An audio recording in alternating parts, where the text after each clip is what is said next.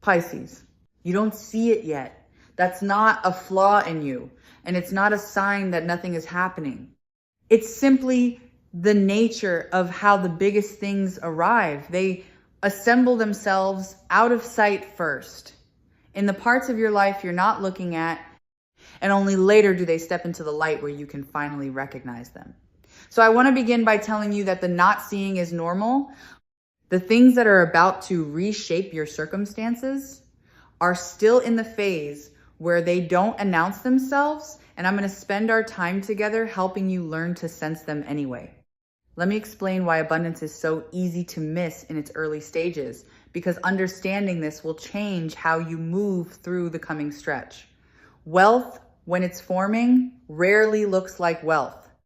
It looks like a small opportunity you almost dismissed. It looks like an ordinary conversation that turns out to matter. It looks like a skill you've had for years and never valued properly. The eye is trained to expect prosperity to arrive dramatically with obvious signs, and so it scans right past the quiet, unremarkable moments where prosperity actually takes root. The real thing grows in disguise. Consider the seeds you've already planted, most of which you've forgotten about. Every effort you made that didn't seem to pay off, every bit of care you put into your work, every time you showed up when it would have been easier not to, none of that vanished. It went into the ground. And things planted in the ground don't sprout on the timeline our impatience demands. They sprout when the conditions are right, often long after we've stopped watching for them. What I sense is that a whole field of your old efforts is quietly reaching the stage where it breaks the surface, and you're about to be surprised by a harvest you didn't remember sowing. There's a door that has been opening slowly, so slowly that from where you stand, it still looks closed, but it isn't. The hinge has been turning by degrees, and the gap has been widening, and light has begun to come through the edge of it, even if you haven't noticed the room beyond growing brighter.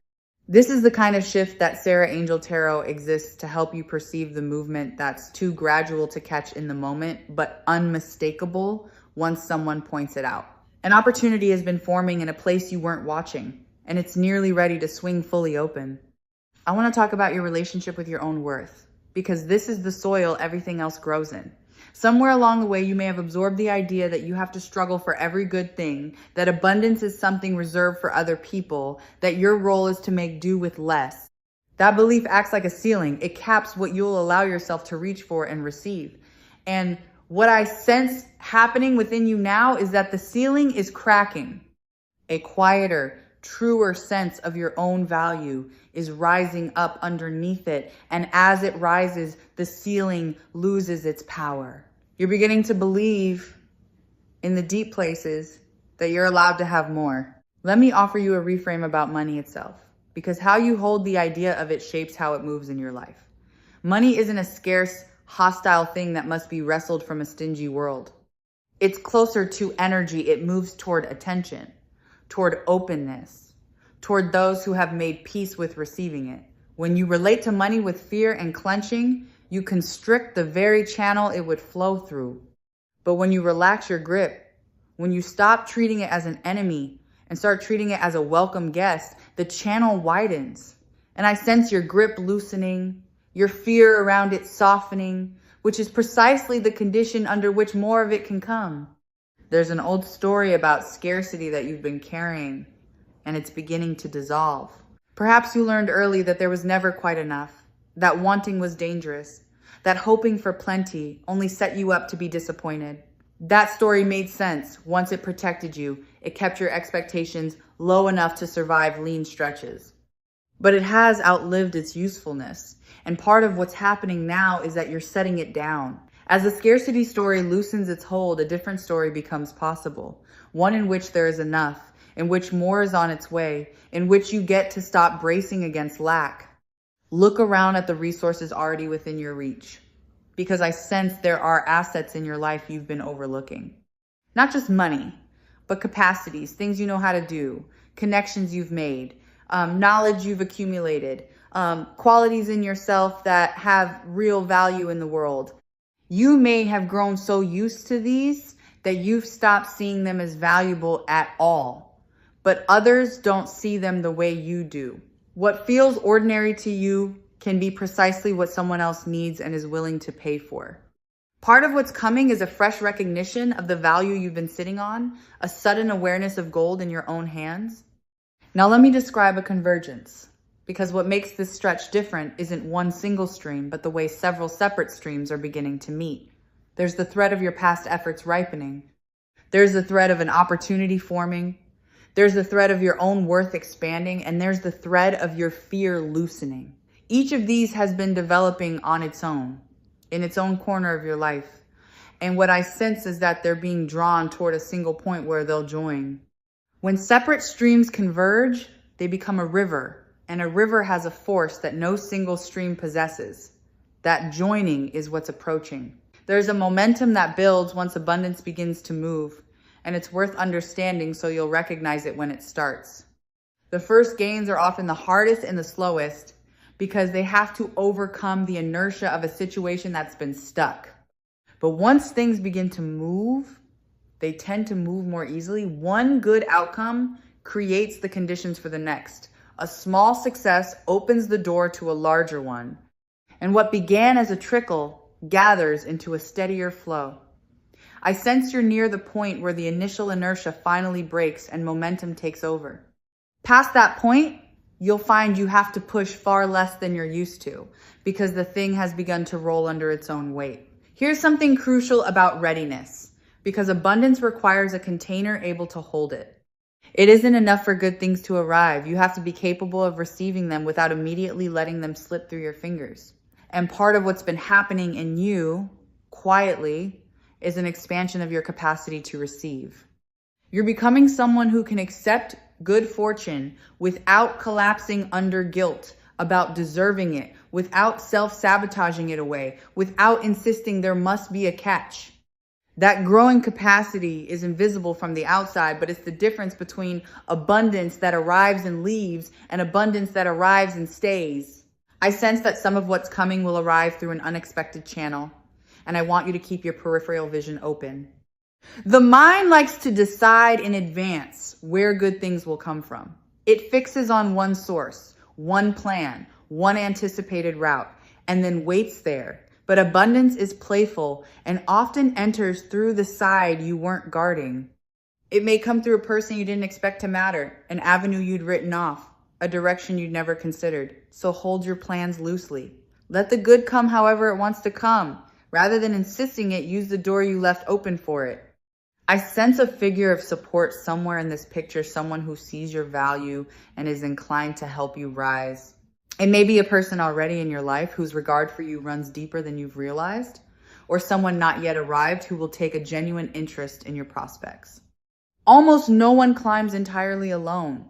There's usually a hand extended at some crucial moment by someone who believes in what you're doing. So keep yourself open to allies.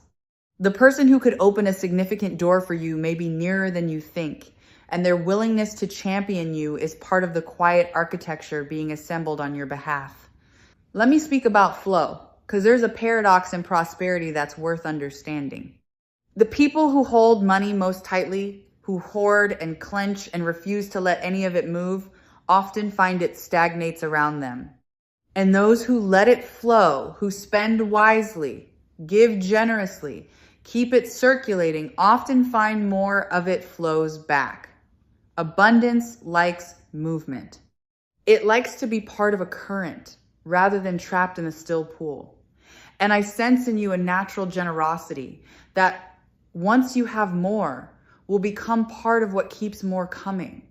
Your open-handedness isn't a threat to your wealth. It's one of its engines. Watch the shift that's happening from chasing to attracting, because it changes everything about how the coming abundance will feel. For a long time, you may have felt you had to pursue every opportunity, hustle for every gain, run yourself ragged, reaching for things that stayed just out of grasp. That exhausting mode is ending. What replaces it is a quality of attraction, a state in which good things begin to come toward you rather than requiring you to chase them down. It's the difference between running after a bus and having the car pull up to your door. Less effort, better results. That reversal is settling into place. There's something you've dismissed that's about to reveal its value, and I want you to reconsider it. Somewhere in your life, there's a thing you've undervalued, an idea you shelved, a talent you didn't take seriously, a possession or a piece of knowledge or a project you set aside as unimportant. I sense that this overlooked thing carries more worth than you assigned it.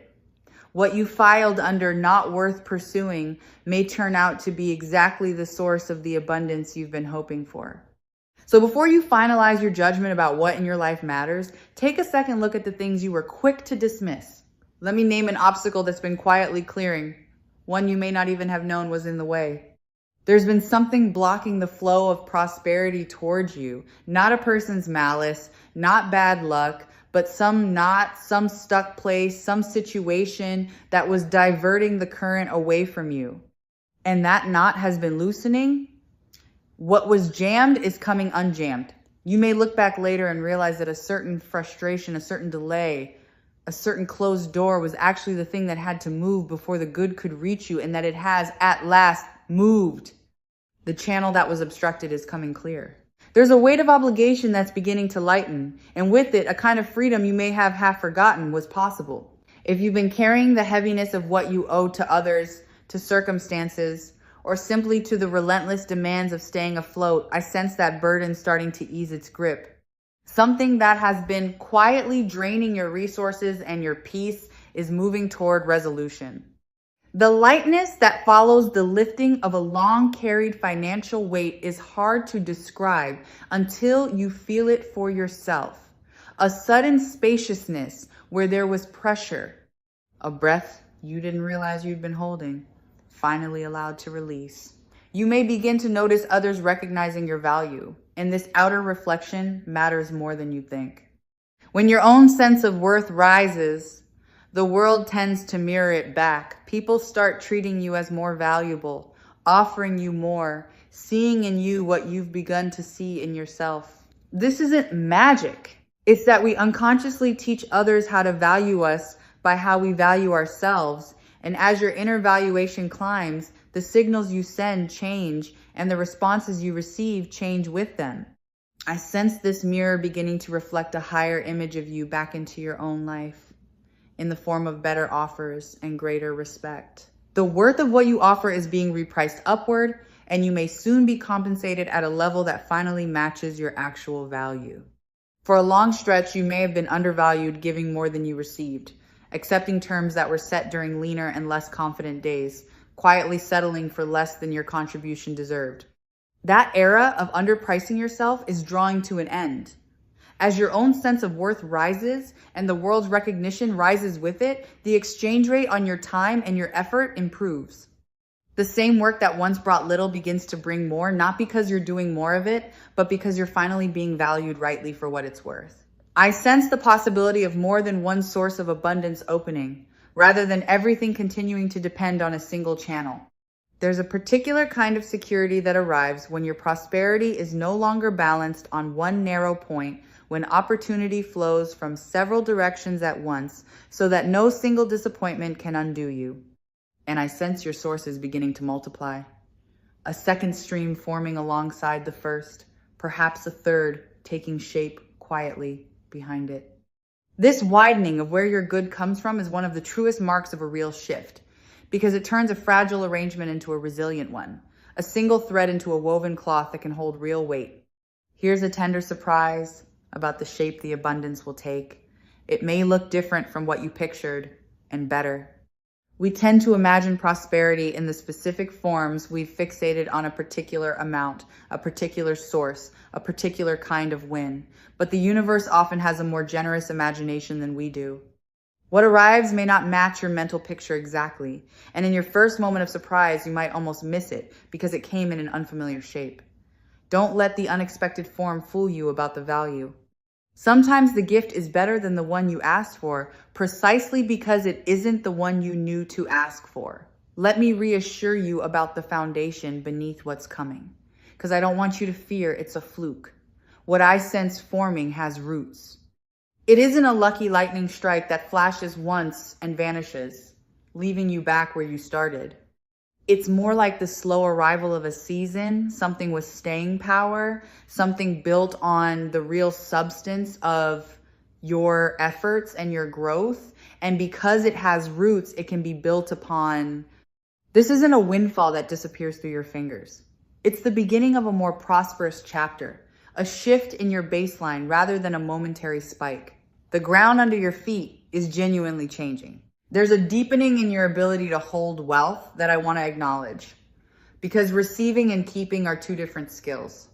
Some people can attract money but can't retain it. It comes and then leaks away through poor stewardship or a subconscious belief that they don't deserve to keep it.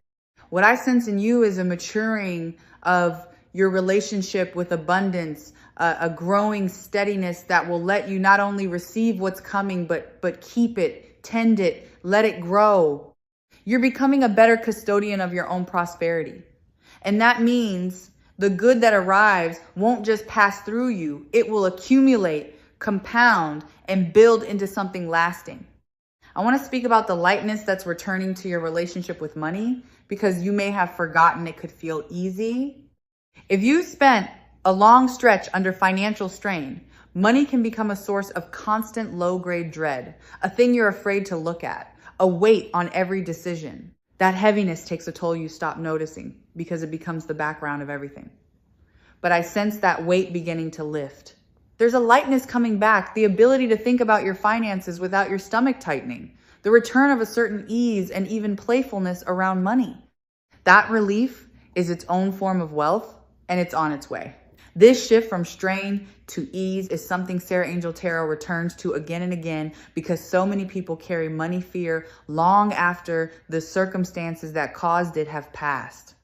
The dread becomes a habit that outlives its reason. And part of the work of a moment like this is noticing that the old fear is running on inertia rather than reality. That the lean times which taught you to worry are giving way to something more generous, and your nervous system is simply slow to catch up. Give it permission to catch up. The strain is ending, even if your body hasn't fully believed it yet. Let me talk about trust and timing, because your impatience, understandable as it is, can work against you here. When we want something badly, we tend to grip the timeline, demanding that it arrive by a certain point and reading its absence as failure. But abundance has its own schedule, and the forcing of it often only creates tension that constricts the flow. What serves you better is a kind of relaxed trust, a confidence that it's coming combined with a willingness to let it come at its own pace. Plant, tend, and then allow. The allowing is not passive. It's an active trust that keeps you open rather than clenched while the good makes its way to you. I want to address directly and warmly the question of whether you deserve this, because I sense the doubt in you. Some part of you may wonder if you've earned the right to abundance, whether you've worked hard enough, been good enough, suffered enough to qualify. Let me relieve you of that entirely. Deserving isn't a hurdle you have to clear through sufficient struggle. You are worthy of prosperity simply as you are, by virtue of being a person alive in the world with needs and hopes and a life to build. You don't have to earn your way into the good through more suffering. The suffering was never the price. You're allowed to receive out of grace, not just out of exhaustion. There's a ripple effect to your coming abundance that I find genuinely beautiful. What flows to you doesn't stop with you. As your circumstances improve, you gain the capacity to lift others, to be generous, to help, to create opportunities for people around you who are still where you used to be. Your prosperity becomes a source of prosperity for others. And knowing this can dissolve any lingering guilt about receiving, because you're not taking from a fixed pie. You're becoming a node through which good flows outward. The more that comes to you, the more you'll have to give. And the giving will make the whole thing feel not just fortunate, but meaningful.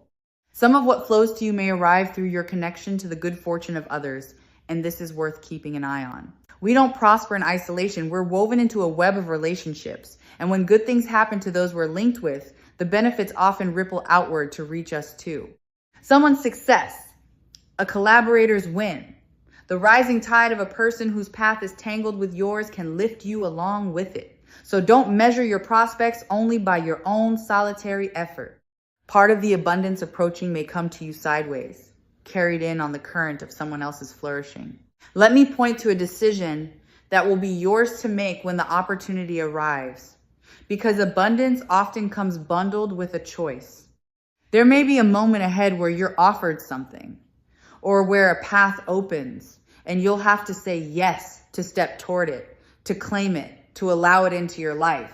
And I raise this because sometimes at the very threshold of receiving, fear whispers that it's safer to stay where you are, to not risk the disruption that good fortune brings. Don't let that whisper win. When the moment comes to accept what you've been hoping for, accept it. Your yes is the final piece the whole thing has been waiting for. I sense a particular gift in your capacity to recognize opportunity, one that's sharpening right now. Part of what's shifting isn't just your circumstances, but your perception. You're becoming quicker to spot the openings, more attuned to the possibilities hiding in ordinary situations. Where you might once have walked past a chance without noticing it, you're developing an eye that catches it. This sharpened perception is itself a form of wealth, because the world is always offering more than we register, and those who can see the offers are the ones who receive them. Your sight is clearing. And clear sight in a world full of opportunity is nearly as good as luck. There's a steadiness I want you to cultivate as the good begins to arrive, because sudden change of any kind, even welcome change, can be disorienting. When prosperity comes after a long, lean stretch, it can almost feel unreal, even uncomfortable, and there's a temptation to distrust it or to spend it away quickly out of a subconscious discomfort with having it. I'd encourage you instead to breathe, to let it settle, to give yourself time to grow accustomed to a new normal. You can hold this. You can adjust to having more. The discomfort of unfamiliar good fortune passes, and on the other side of it is a new baseline you'll come to feel entirely at home in. Let me name the freedom that abundance is really about, because money itself was never the point. What you've truly wanted, underneath the wanting of wealth, is what wealth makes possible: the freedom to breathe, to choose, to stop being trapped by lack, to build a life on your own terms, rather than under the constant pressure of necessity. And that freedom is what's approaching. Not just numbers in an account, but the loosening of the constraints that have hemmed you in, the widening of your options, the return of a sense of possibility to a life that may have felt narrowed by scarcity. The real gift is the room to live more fully, and that room is opening. There's a difference between surviving and thriving that I want you to feel in your body, because you're in the process of crossing from one into the other. Survival is a narrow mode. It keeps you fixed on the next necessity, the next demand, the next scramble to get through, with no room left over for anything but endurance. Thriving is wider. It's the state in which your needs are met and there's something beyond them.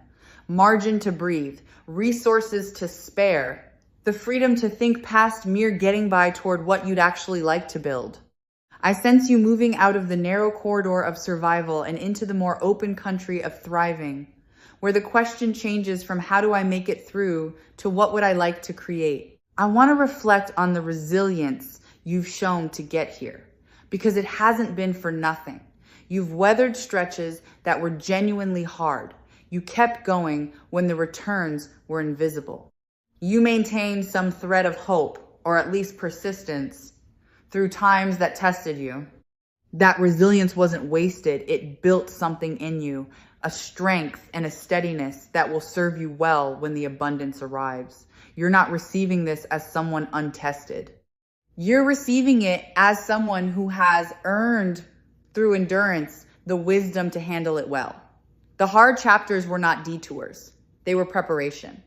I sense a delayed recognition making its way toward you, a reward for something you did well that wasn't properly acknowledged at the time.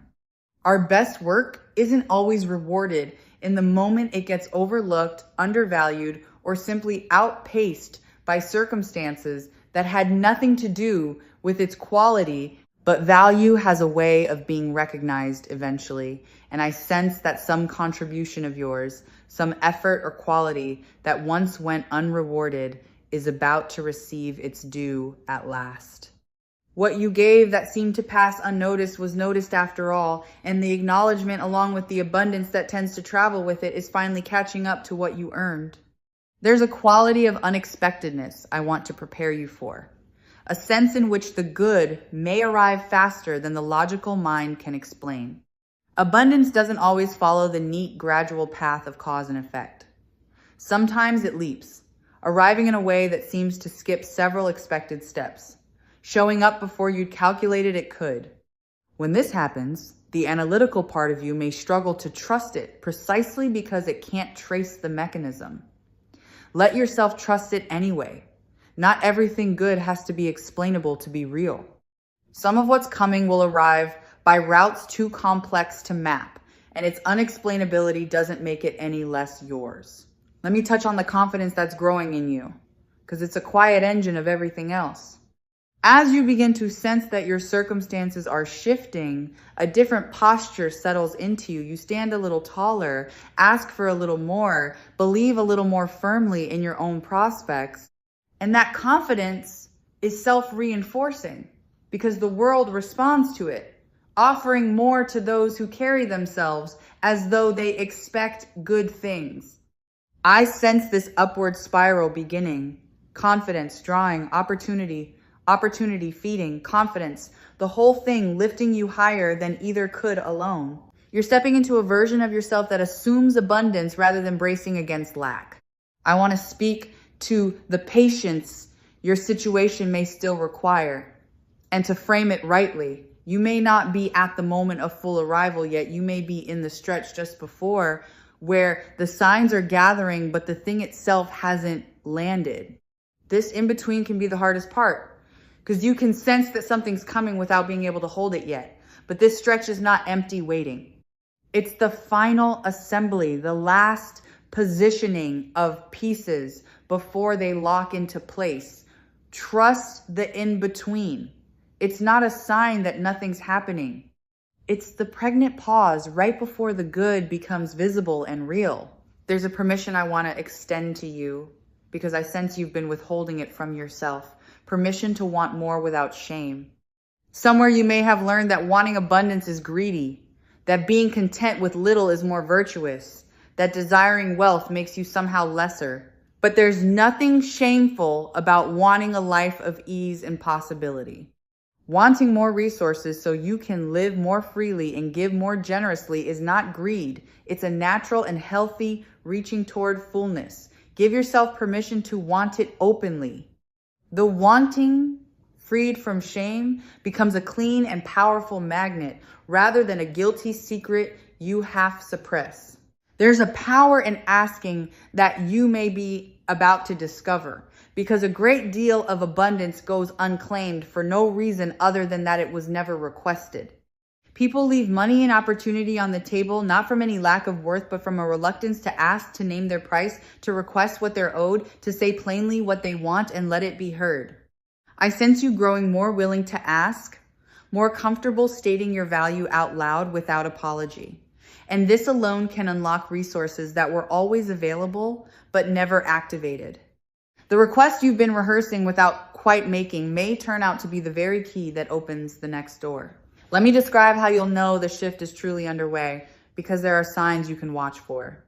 It often begins with small confirmations, an unexpected bit of good fortune, a sum that arrives from an unforeseen place, an opportunity that materializes, a door that opens a crack. These small signs are the leading edge of the larger shift, the first drops before the rain. So when they come, don't dismiss them as coincidence or too minor to matter. Notice them, welcome them, let them build your faith that the bigger abundance is real and on its way. The small confirmations are how the invisible starts becoming visible. I sense that your generosity of spirit, even in lean times, has been quietly building goodwill that's about to return to you. The ways you helped others when you had little, the kindness you extended without expecting repayment, the times you gave from a place of scarcity rather than surplus. These acts created a kind of credit in the deeper economy of things. And I sense that credit coming back around, arriving as support, as opportunity, as unexpected help from directions you'd forgotten you'd sown into. What you gave when it was hard to give is returning to you now, often multiplied, often through people and channels you wouldn't have predicted. Let me offer you a quiet practice that amplifies everything approaching. Gratitude for what is already good. It can sound too simple to matter, but appreciation works like a multiplier on abundance.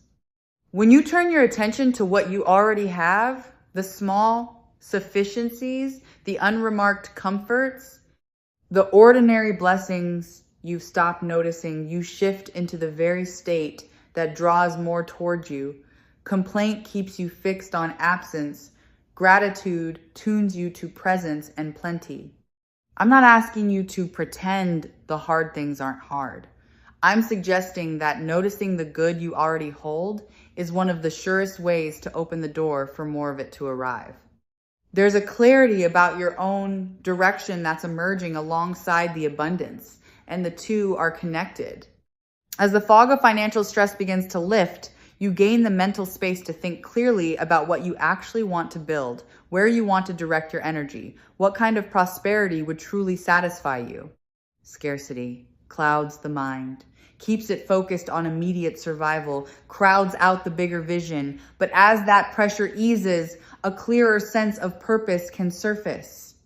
You're not just about to have more resources, you're about to have the clarity to use them well, to point them towards something that genuinely matters to you.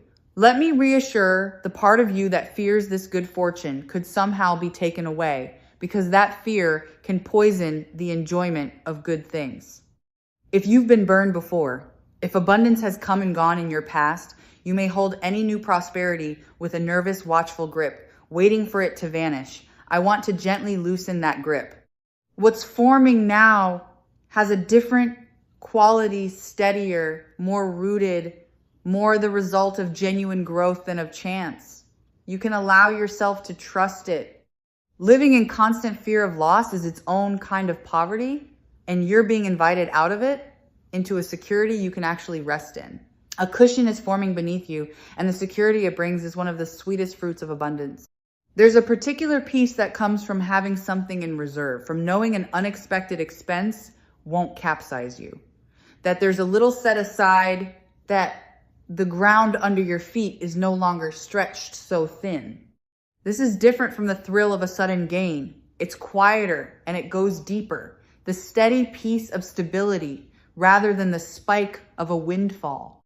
And I sense that kind of security beginning to build for you, a reserve slowly accumulating, a safety net weaving itself into place beneath the life you're living. As we begin to draw our time together toward its close, let me gather the threads into a single clear picture.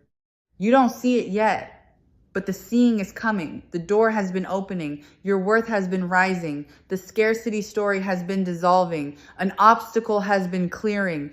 And several quiet streams of fortune have been converging toward a single point that is your life. All of it has been happening just outside your field of vision, in the disguised and undramatic way that real abundance always forms. And now it's approaching the threshold where the invisible becomes visible, where the forming becomes the arrived. The last thing that Sarah Angel Tarot would want you to carry from our time together is simple, and I hope it stays with you. What you've been hoping for is closer than it appears. And your job in this final stretch is not to force it, but to stay open to it. Keep your eyes soft and your hands unclenched. Notice the small signs. Say yes when the moment comes. Let yourself believe, even a little, that you're allowed to have the fullness you've longed for. And so I'll leave you gently, the way you'd set down a lamp beside someone who's been sitting in the dark. What's coming toward you was built by your own endurance and is arriving by grace. And it's nearer than your tired eyes can yet make out. Soon the not seeing will become seeing. Soon the quiet assembly will become an obvious gift. You've waited through the lean stretch with more strength than you gave yourself credit for, and the season is turning now toward ease, toward plenty, toward the freedom you've wanted all along. Stay open. Stay soft. It's on its way and it's meant for you.